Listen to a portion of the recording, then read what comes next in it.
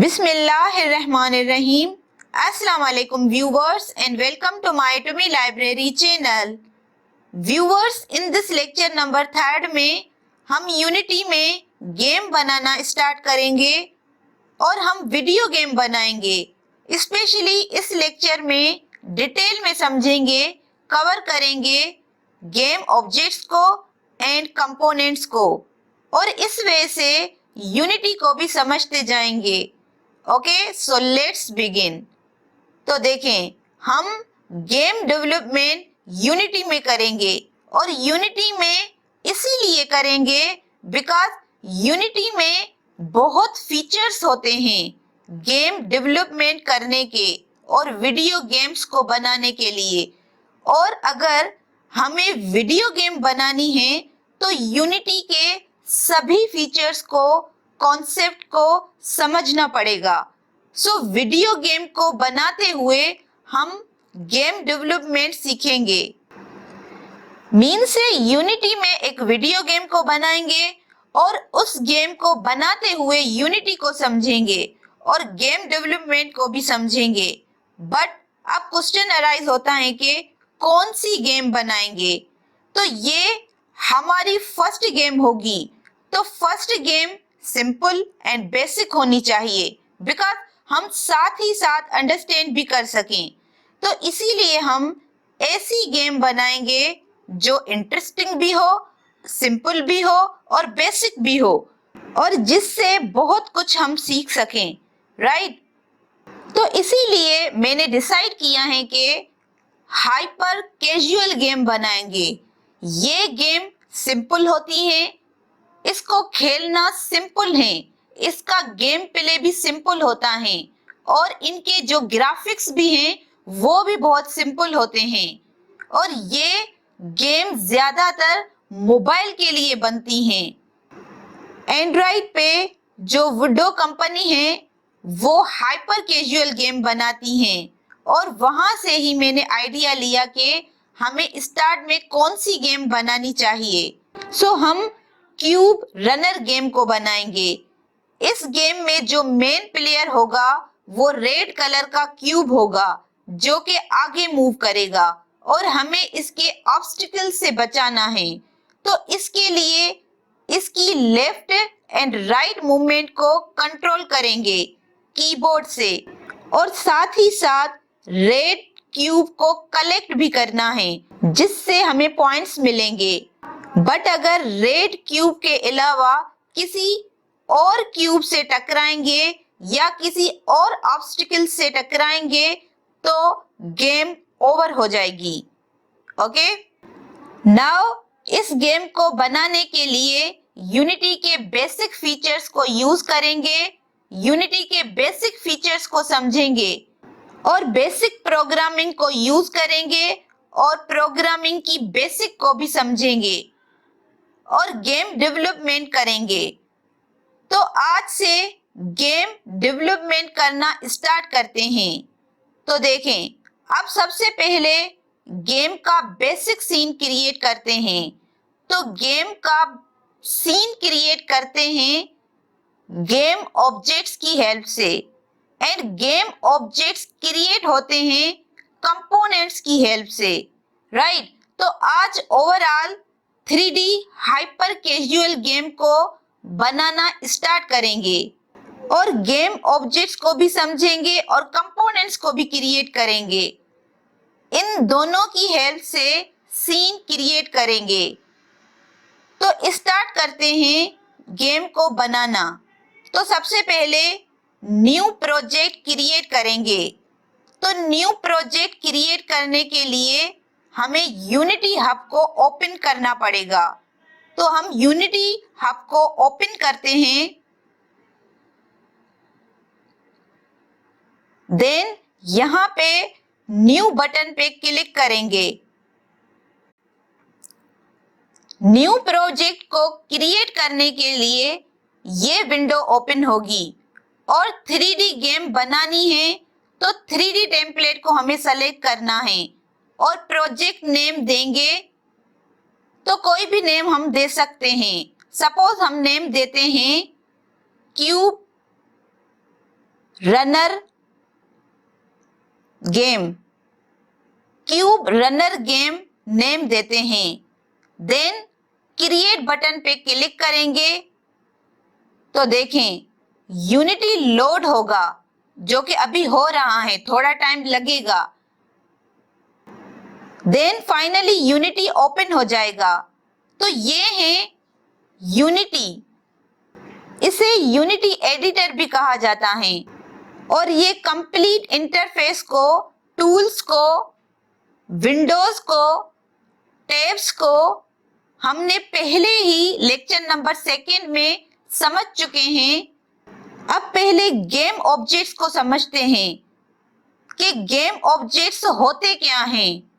हम वैसे तो इसको भी ऑलरेडी लेक्चर नंबर 2 में समझ चुके हैं कि a game object is anything you see in a game is a game object. Means game में कुछ भी ऑब्जेक्ट हो उसे गेम ऑब्जेक्ट कहते हैं। एग्जाम्पल जैसे player, enemies, ground, walls, weapons, platform, artery या आल्सो यूआई एलिमेंट। एग्जाम्पल जैसे बटन्स, लोगोस, इन सब को यूनिटी में गेम ऑब्जेक्ट कंसीडर करते हैं। और यूनिटी में बहुत गेम ऑब्जेक्ट्स होते हैं। देखें यहाँ पे देखें, गेम ऑब्जेक्ट में जाकर इन बिल्ट गेम ऑब्जेक्ट हैं। एग्जाम्पल 3D में देखें, क्यूब है, स्फीयर है, कैप्सूल है, सिलेंडर है, प्लेन है, क्वाड है, ईटीसी।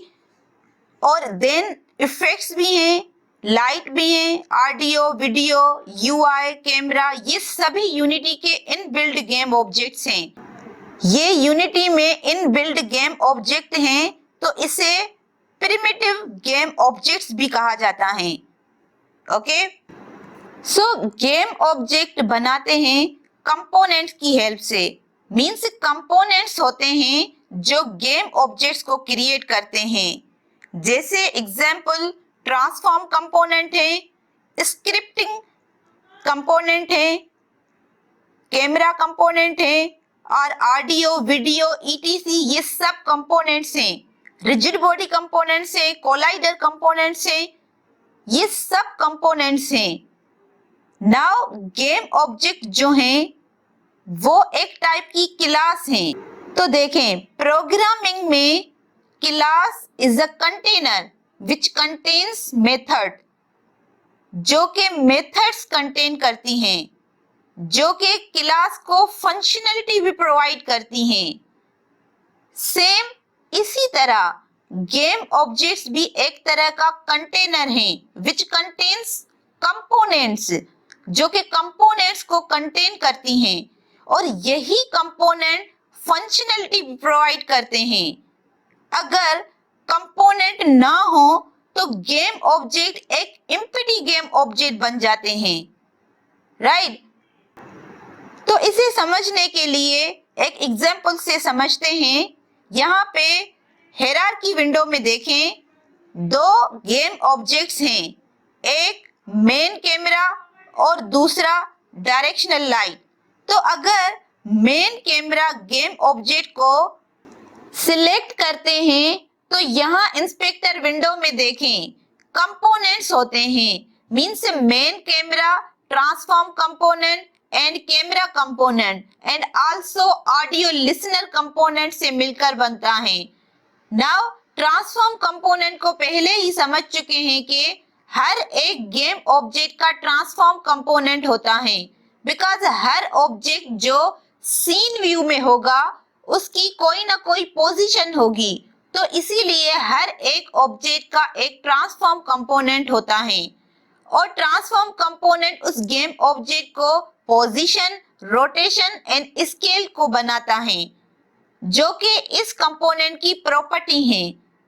नेक्स्ट कैमरा कंपोनेंट है, ये इंपॉर्टेंट कंपोनेंट है, बिकॉज यही कैमरा कंपोनेंट मेन कैमरा को एक्चुअल में एक कैमरा बनाता है। अगर मैं इस कैमरा कंपोनेंट को रिमूव करती हूँ, इस यहाँ पे 3 डॉट्स पे क्लिक करके और यहाँ से रिमूव कंपोनेंट करती हूँ, तो ये कैमरा कंपोनेंट रिमूव हो जाएगा। तो अब सीन व्यू में देखें, कुछ भी शो नहीं हो रहा। मीन से अब जो मेन कैमरा है वो एक्चुअल में कोई कैमरा नहीं है, बिकॉज कैमरा कंपोनेंट से कैमरा बनता है। अगर मैं इस ऑडियो लिसनर को भी रिमूव कर दूं तो नाउ इस मेन कैमरा में कोई भी कंपोनेंट नहीं है एक्सेप्ट ट्रांसफॉर्म कंपोनेंट। अब ये मेन कैमरा कोई कैमरा नहीं है, बिकॉज अब ये एम्प्टी गेम ऑब्जेक्ट हो गया है। तो दैट्स व्हाई कंपोनेंट्स होते हैं जो कि गेम ऑब्जेक्ट को फॉर्म करते हैं। जैसे इस मेन कैमरा के कंपोनेंट्स थे जो इसे कैमरा बनाते थे। अगर हम चाहें तो सेम स्क्रेच से एक न्यू मेन कैमरा क्रिएट कर सकते हैं। जस्ट कंपोनेंट्स की हेल्प से न्यू कैमरा क्रिएट कर सकते हैं।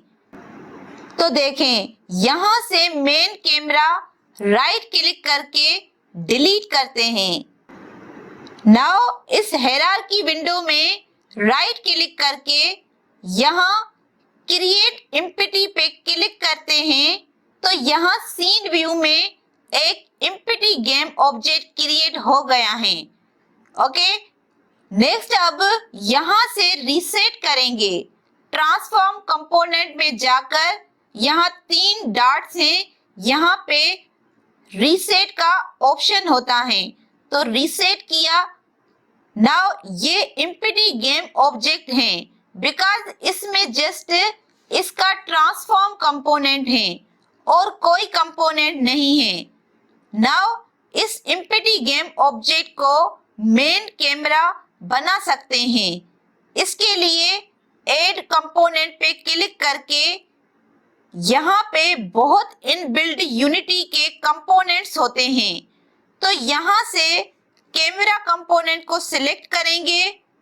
उसके लिए यहाँ से पहले रेंडरिंग में जाकर और यहाँ से अब कैमरा कंपोनेंट को सेलेक्ट करना पड़ेगा।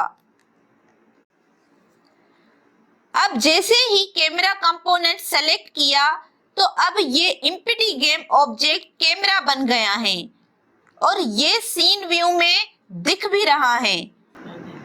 एम्प्टी गेम ऑब्जेक्ट क्रिएट किया था वो अब कैमरा की तरह एक्ट कर रहा है। नेक्स्ट और कंपोनेंट्स ऐड करेंगे मेन कैमरा के लिए।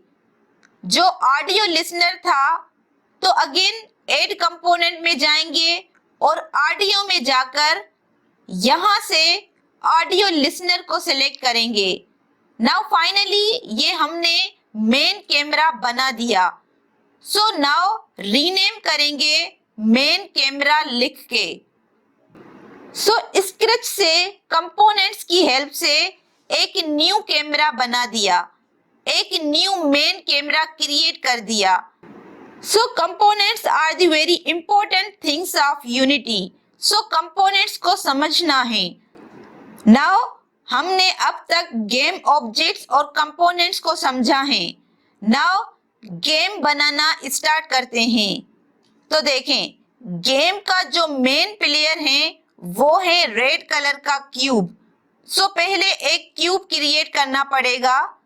तो हायरार्की विंडो में आकर राइट क्लिक करके 3D ऑब्जेक्ट में जाकर क्यूब को सिलेक्ट करते हैं तो सीन व्यू में क्यूब क्रिएट हो जाता है। नाउ क्यूब के इंस्पेक्टर में जाकर कंपोनेंट्स हैं, तो यहाँ ट्रांसफॉर्म कंपोनेंट में आकर 3 डॉट्स पे क्लिक करके रीसेट करेंगे। ये बार बार गेम ऑब्जेक्ट को हम रीसेट क्यों कर रहे हैं? वो इसीलिए करते हैं बिकॉज जो गेम ऑब्जेक्ट हैं वो सीन के एग्जैक्ट सेंटर में हो, बिकॉज इससे गेम ऑब्जेक्ट की पोजीशनिंग करना बिल्कुल इजी हो जाता है। सो रीसेट करते हैं। रीसेट करने के बाद इस क्यूब के बाकी कंपोनेंट्स को देखें तो नेक्स्ट इसका कंपोनेंट है क्यूब मेश फिल्टर। ये मेश इस क्यूब के मेश के बारे में बताता है। So what is mesh? So generally देखें तो इस क्यूब के ऊपर व्हाइट कलर की स्किन है, इसे मेश कहते हैं। और अगर 3D डेफिनेशन की बात करें तो mesh is a collection of vertices, edges and faces. देखें, अगर इस मेश कंपोनेंट को इस 3 डॉट्स में जाकर रिमूव कंपोनेंट करते हैं तो देखें क्यूब के ऊपर जो मेश था वो रिमूव हो गया।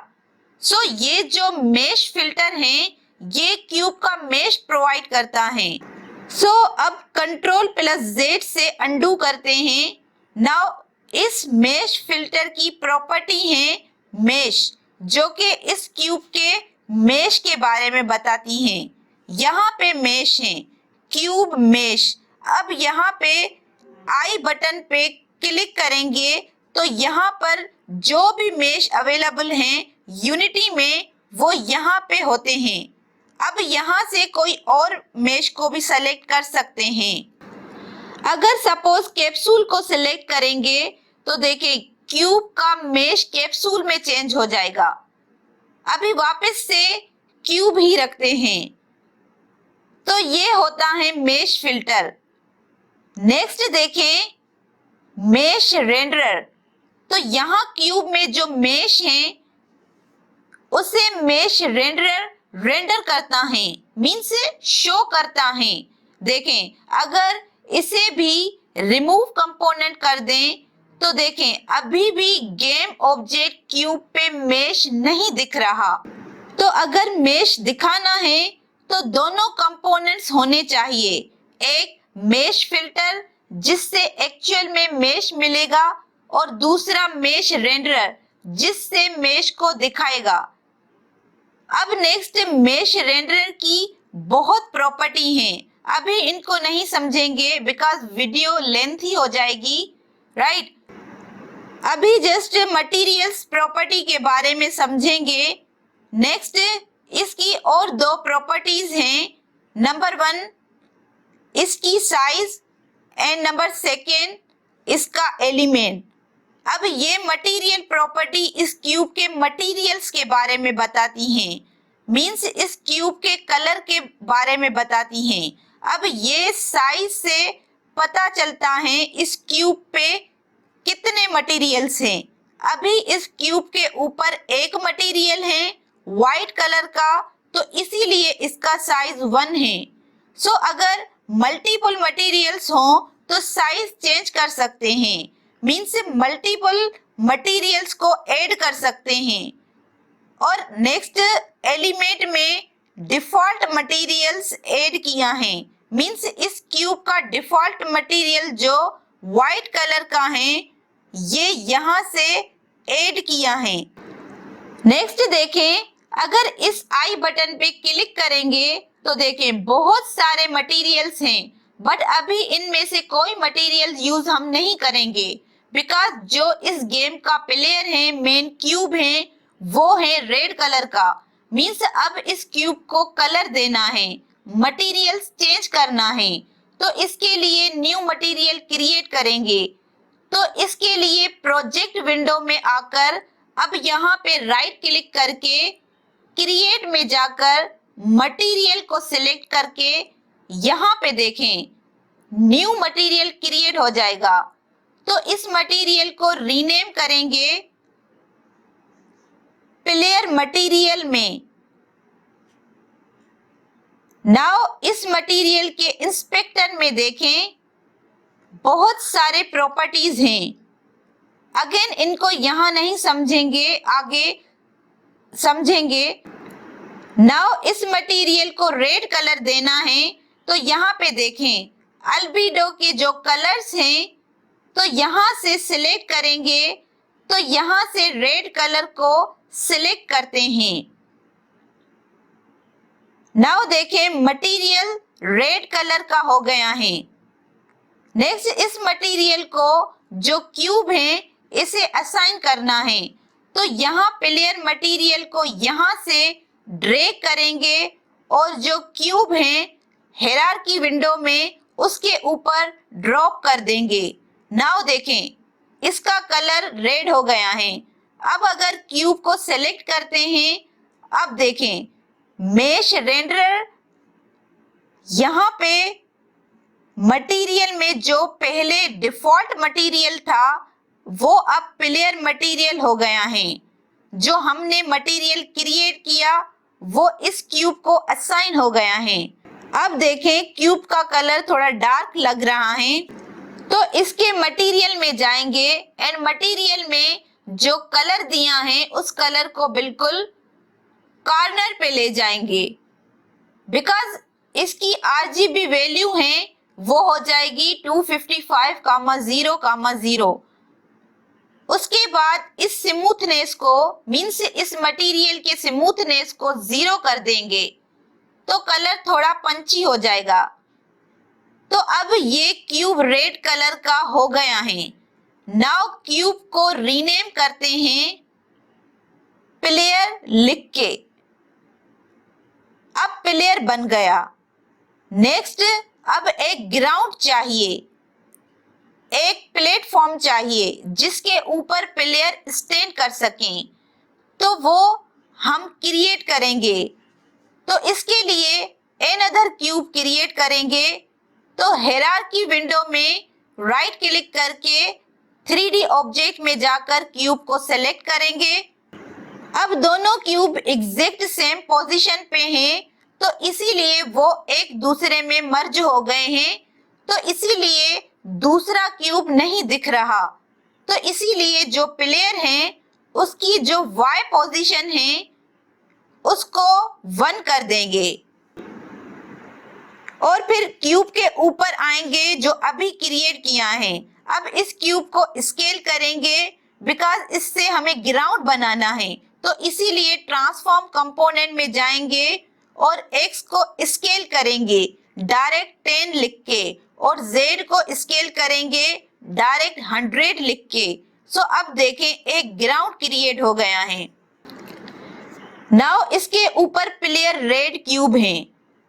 अब आता है यहाँ पे हमारे लिए एक चैलेंज के प्लेयर के लिए तो मटेरियल क्रिएट कर लिया है। नाउ नेक्स्ट ग्राउंड के लिए मटेरियल क्रिएट करना है और ग्राउंड को असाइन भी करना है। सो आप लोग वीडियो पॉज करें और ग्राउंड के लिए न्यू मटेरियल क्रिएट करें और ग्राउंड को फिर असाइन भी करें, जैसे मैंने क्यूब के लिए किया सेम वैसे ही। अब आई होप आपने कर लिया होगा। अगर नहीं किया तो आप मुझे फॉलो कर सकते हैं। तो सबसे पहले प्रोजेक्ट विंडो में जाकर राइट क्लिक करके देन क्रिएट में जाकर मटेरियल को सिलेक्ट करेंगे। सो न्यू मटेरियल क्रिएट हो जाएगा। नाउ रीनेम करेंगे ग्राउंड मटेरियल में। सो ग्राउंड मटेरियल लिखा, रीनेम किया, then enter. Next ground material के इंस्पेक्टर विंडो में प्रॉपर्टीज हैं, इनमें से जस्ट कलर चेंज करना है। तो सपोज ये कलर ले लेते हैं और देन ग्राउंड मटेरियल को डायरेक्ट सीन व्यू में जो ग्राउंड है उसे असाइन कर देंगे। पहले हायरार्की विंडो में ड्रैग एंड ड्रॉप किया था, बट अब डायरेक्ट सीन व्यू में ड्रैग एंड ड्रॉप किया है, तो दोनों वे से असाइन कर सकते हैं। नाउ इस क्यूब के मेश रेंडरर में मटेरियल की एलिमेंट प्रॉपर्टी हैं वो ग्राउंड मटेरियल में चेंज हो गई हैं, तो ग्राउंड क्रिएट हो गया। नाउ इस क्यूब को रीनेम करेंगे ग्राउंड से, तो ग्राउंड लिखा। अब नेक्स्ट प्लेयर रेड क्यूब को देखें तो ग्राउंड के बिल्कुल सेंटर में है, तो प्लेयर पे जाके Z पोजीशन को -45 कर देंगे, तो ग्राउंड के स्टार्ट से स्टार्ट होगा। अब प्रॉपर सीन सेट करेंगे जैसे क्यूब को स्टार्ट करना चाहें।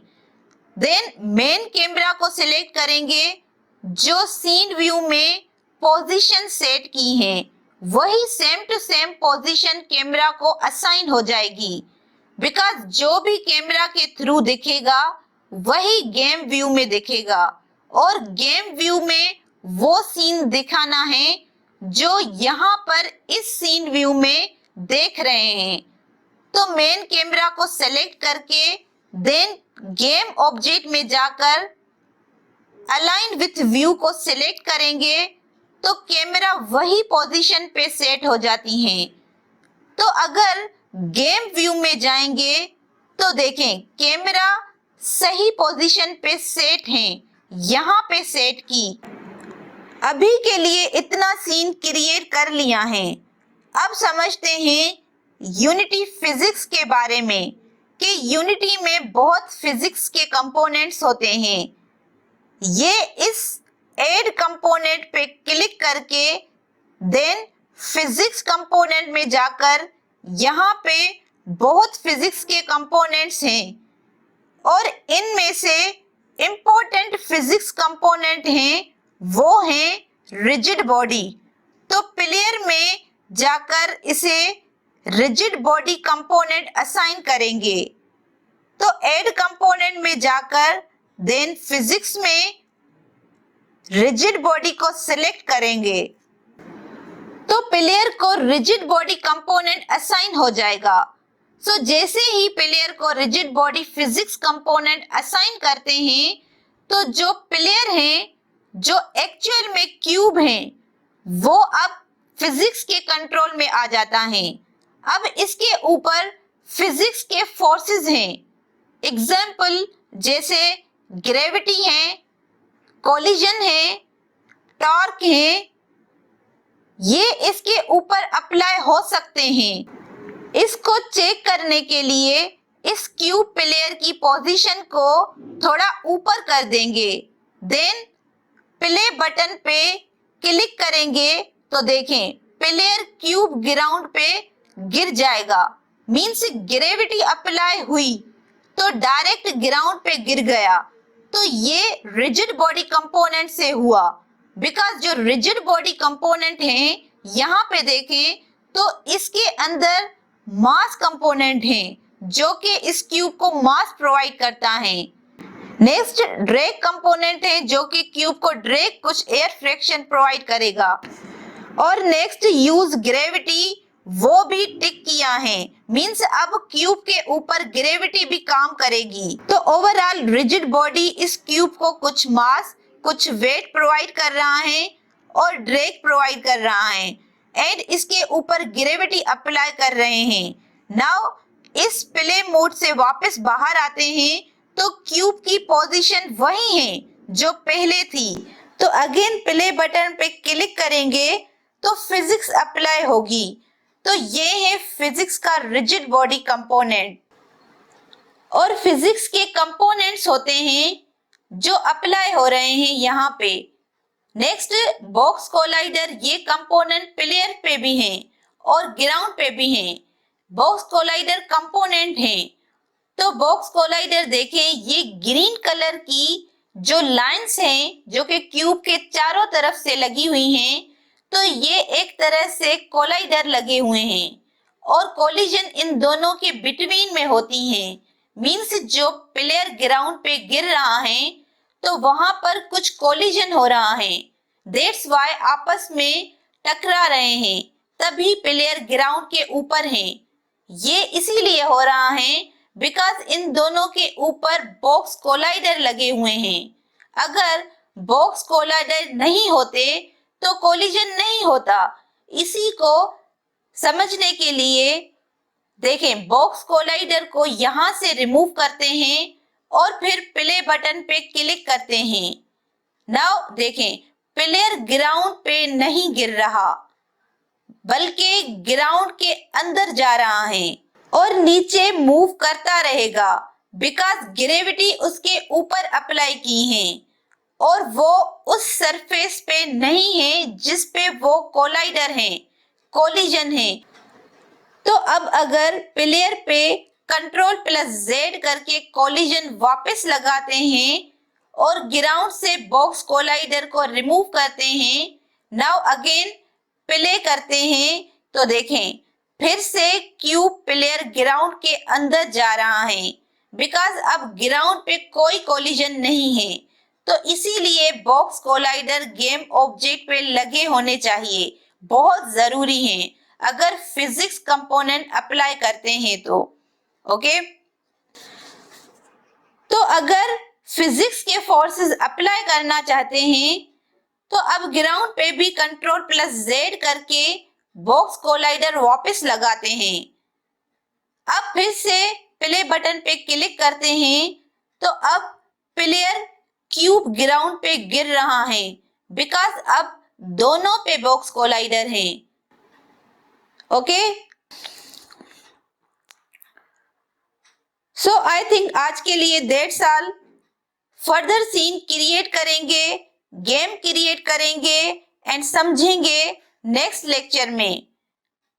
तो ओवरऑल आज गेम का सीन क्रिएट किया और समझा गेम ऑब्जेक्ट्स को, उसके कंपोनेंट्स को और फिजिक्स के कंपोनेंट्स को भी समझा। अब नेक्स्ट लेक्चर में समझेंगे गेम प्रोग्रामिंग को, मींस जो कंपोनेंट हैं, जो प्रॉपर्टीज हैं, इनको गेम प्रोग्रामिंग के थ्रू कैसे मैनिपुलेट करते हैं, कैसे चेंज करते हैं और कैसे गेम प्ले क्रिएट करते हैं। तो ये सब आगे लेक्चर में समझते जाएंगे। So that's all viewers, please share, support and subscribe to my channel for more updates. Thank you.